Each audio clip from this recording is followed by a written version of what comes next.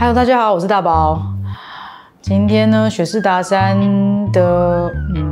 开始讲自己的部分的时候，突然间就会有一点紧张。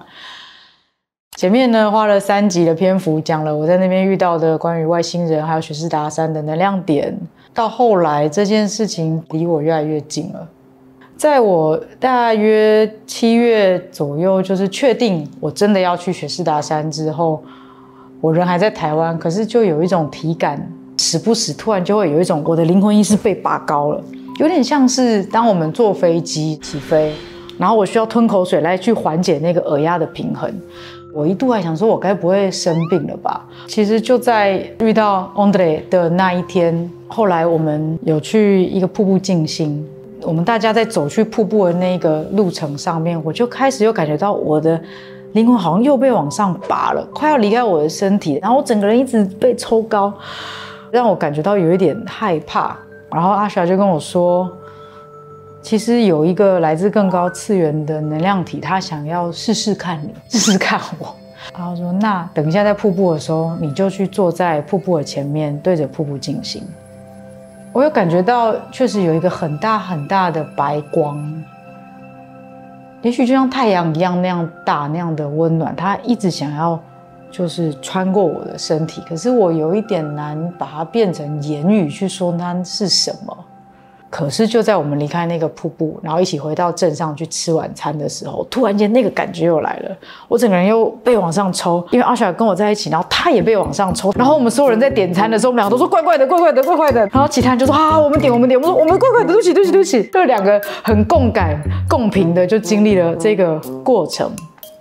但是究竟是什么，我们其实当天还是没有头绪。可是就在隔天，整个大会的结业式当天早上，阿雪他那一天呢要做一件事情是什么呢？我们有一个朋友，他是中国朋友，然后他人在西藏的冈仁波齐山，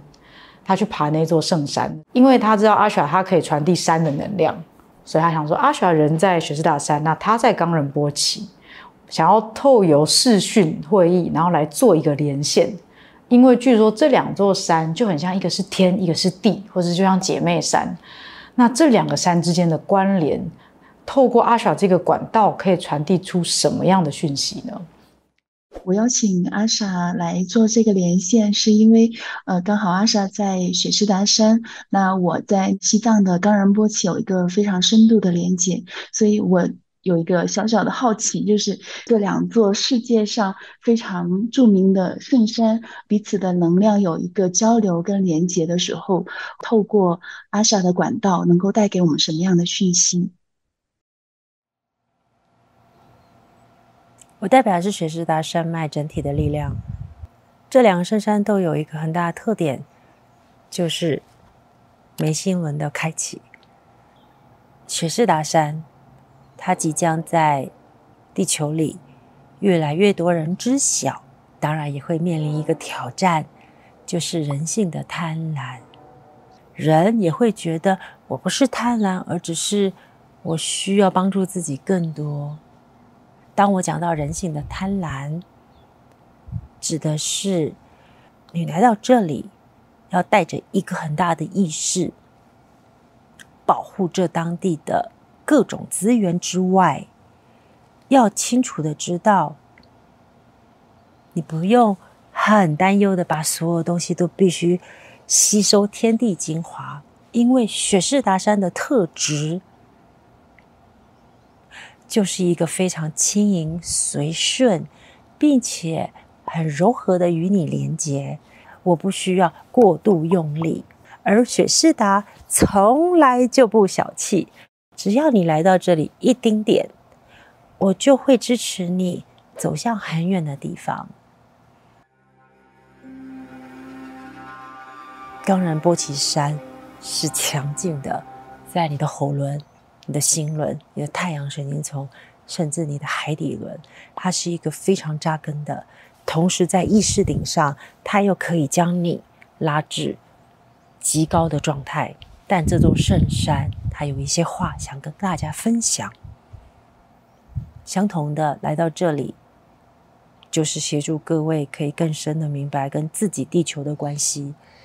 你可以明白，遇到任何挫折，你都可以穿越。这就是这座山很重要的特质。在对应太阳神经丛的部分，你会变得因此而更有勇气，更真实的表达生命真正的想表达的是灵魂的声音，绝对不是情绪的宣泄。如同刚才提到了，对应这个喉轮跟太阳神经丛，你会有许多的表达更有力量的，而且在这个力量里，你也会因此而有自我学习跟修正，而朝向更完整的生命观，也就是更多角度的、更同理的，保有个人特质，可是又可以接纳他人跟你的不同。这就是这座圣山正在蓬勃发展的可能性。我的高龄他说，圣山有一个特质，就是你去到那里不是要拥有整座山，或者是把力量整个扛回家，其实是你要知道，你甚至回头看照片，其实就是连接上了。它不需要拥有，它只需要连接。我们要尊重这些能量，它其实是为了传播到整个地球的不好的网络。你为什么笑，芬多奇？芬多奇出现了，来啦来啦！公理人都这样，不要害羞。我要突破我的框架，真的，他好恐惧哦，在前辈面前还是很紧张哎。嗨，大家好，我很开心来到这个地方。我觉得在这里得到多方的连接，并不是像你们所说的，它是要去索取回去的。因为坦白说，这些资讯在网络上各个地方都一定可以找到。所谓内在的连接跟这些管道之间，确实是要来到现场才能够做到这样子的一个连接的开启。当然，你不一定要借由非常华丽的影片或者是非常华丽的一个记录才能够去取得这个连接。你甚至只是用你的一个照片，甚至是你同团的朋友传给你的一个影像，你都可以再一次唤起，使你回到这一个时空门。而这个就是不断的从你的内在去扩大，让你去了解到你确实是一个多次元的存在。每一个人甚至都跟整个地球上面的每一座山，以及在天空当中你们所看不见的那些星际都是连接的，而且甚至跟所谓你们脑中所认知的恶与善都是一体的。我很开心可以跟你在这里一起传递讯息。我是白长老，好久不见，好久不见。我们要来高峰会。等一下，好了，我没办法，我嘴巴好累哦。为什么他要一直笑？我嘴巴好累哦。接下来的次元调整频率的速度都会越来越快，就像你们所说的，你们要如何把这样子一个第三眼通透的能量带回到人群之间分享，这就是接下来大家要去面临的学习。它不会只是灵性的，因为更多的是灵性跟你们的头脑的价值观跟你们的身体跟你们的情绪之间，这全部一起要如何的去整合，以及把这个整合之后的能量去分享出去。所谓的灵性不见得是一个必须要远离世俗，而且无法再回到世俗的东西，它可以是一个非常自由的体验，而且很自由的去整合到自己的一个不一样的成分比例。所以在这个当中，每一个人都会有自己的学习，并且有很多的框架要去突破，甚至有很多的创伤要去放下。等一下，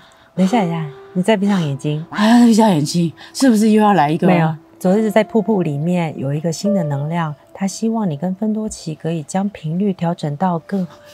更紧密，然后更缓和的。它就在你内在里教会你的内在神性传递出去，这样你的嘴巴就不会很累。这个白光也是天使们的支持，他看到你有可以影响台湾的力量，影响亚洲的力量，他希望你可以将这个能量场再扩及扩大，然后我们把能量可以进入到人心。不要害怕，这就是你生命在学习的。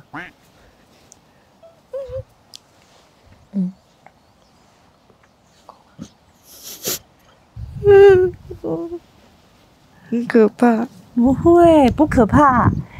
是你的记忆害怕这件事，跟外在世界没有关系。是，我知道。我们把那个跟芬多奇紧密连接，跟你内在神性交汇，那个就是一种很圆满的感受。一样一句老话，你比你想象的还强大。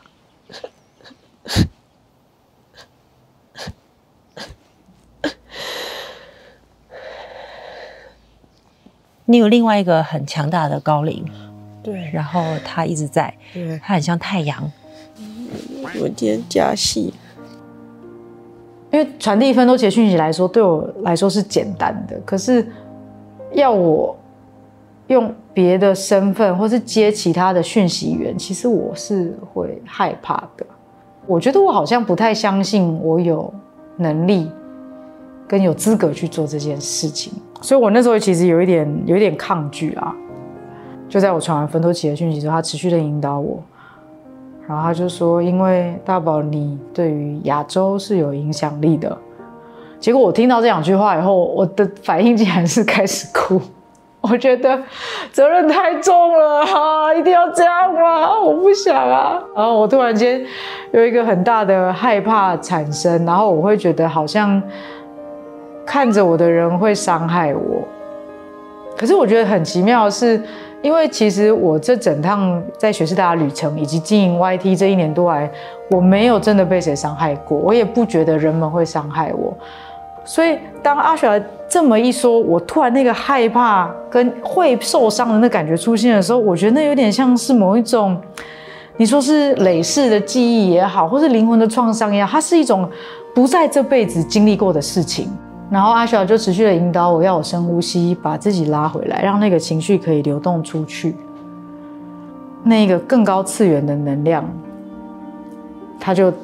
沿着我，然后从我的心轮的后方，然后就进到我的身体里面来。它不像芬多奇那样那么活泼，可是那个东西会进到每个人的心里面，很有力量，很温暖。它来自于第8维度的，它就像太阳一样。你看，它来了，我们这里也放晴了。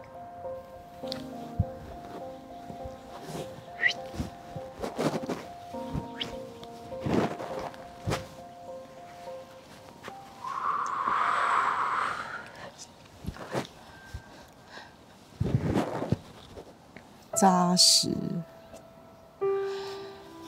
稳固的，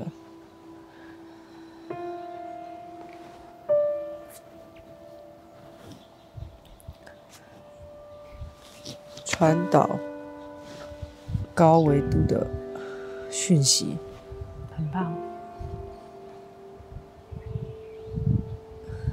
是对你来说困难的。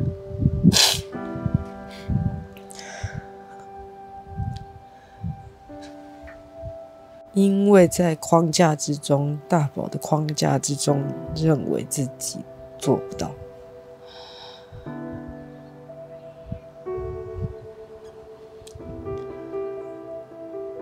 但是明明可以，明明可以，明明可以，在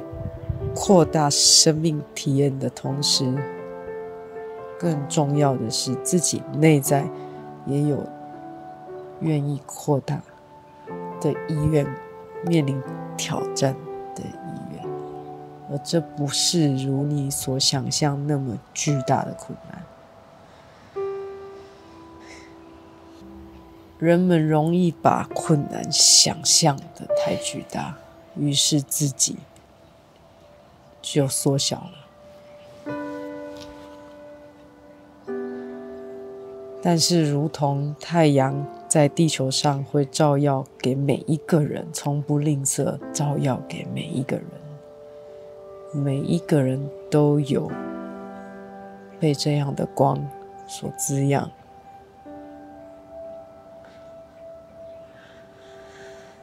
的那一份一定属于你的滋养以及支持。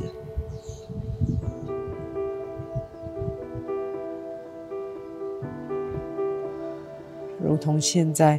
面对着阴影但是你会感觉到阳光就在背后支持着你，支持着你有能量去走向光比较少的地方。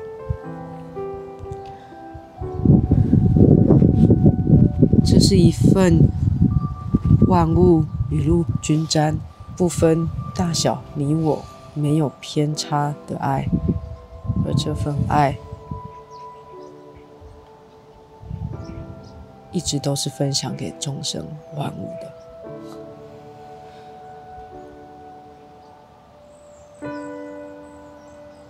人们也是众生万物，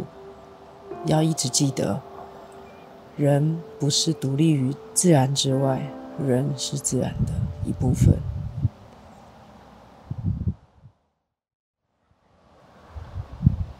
好，就是心会收到很多东西，就是很感动的，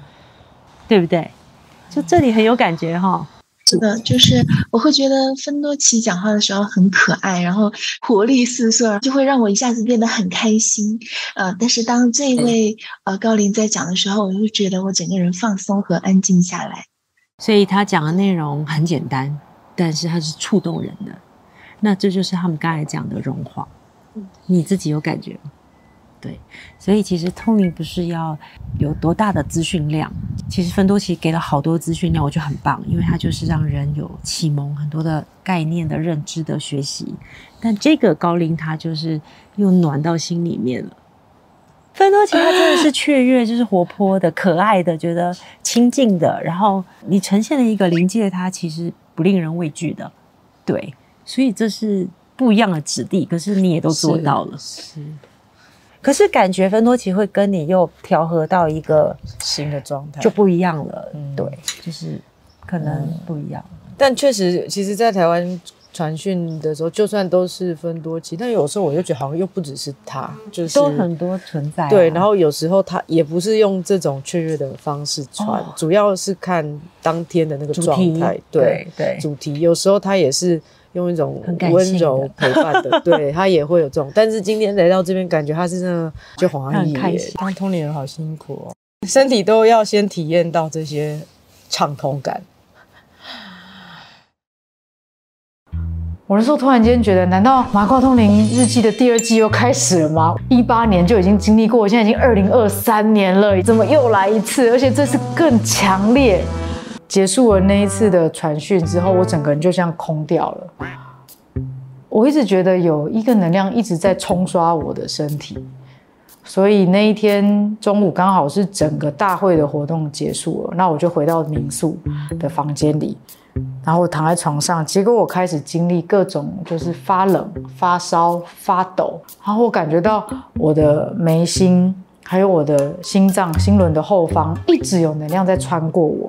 就很像很巨大的电流要一直穿过我的身体，所以我会一直发抖，一直发抖的一整个下午。我那时候就赶快跟远在新加坡跟日本的例子还有凤凰就是联络，然后我就说我现在遇到这个状况，凤凰也很给力，然后他也帮我传递了一段讯息，就跟我说就是让这个东西流过去，我也不要去抵抗它，也不要 hold 住它。可是流过去，我突然间就感觉到我的管道真的好小好小哦，这个水流这个电流好大好大哦。然后我那一整天就完全在民宿里面没有办法移动，所以我开始意识到好像我在做一个我以前没有经历过的整合。以前可能我接受是芬多奇的讯息为主，然后我甚至透由他的视角，透由他这个频率再去解说更大的宇宙、更大的世界。可是现在好像又不只是这个频道了，又要再扩充到更大一层。可是在那里其实是更没有语言的东西，它就是只有能量而已，而且是更接近很纯粹的一种爱，它也不再去满足你的头脑想要的知识或者是所谓的灵界的讯息了。结果就在这个时候，就迎来了要跟一个非常有力的灵性教练骆文煌的直播。后来在那场直播就发生了我又想不到的下一步。